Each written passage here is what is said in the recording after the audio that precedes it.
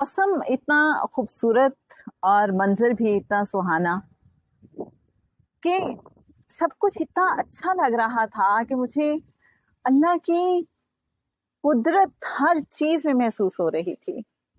बादल और पानी और हवा, और फिर हवा में रची हुई खुशबू। कहा जाता है कि जो अक्स होता है किसी चीज का वो ओरिजिनल से ज्यादा खूबसूरत होता है। तो मुझे लगा कि हाँ, ये भी जो कायनात है ये आलमी तमसाल का अक्स है ना, आलमी नासूत जो है ये कितना खूबसूरत है। और मुझे लगा कि मैं इसको जब देख रही हूँ ये मुझे इतना अच्छा लग रहा है, जिसकी बहुत ही महदूद निगाह है। तो जो अहले बातिन हैं, जो इस कायनात को किसी और ही नजर से, किसी और ही एंगल से देखते होंगे, अपनी ज़ाहिरी आंख से भी, दिल की आंख से भी, रूह की आंख से भी, उनको ये कायनात कैसी लगती होगी।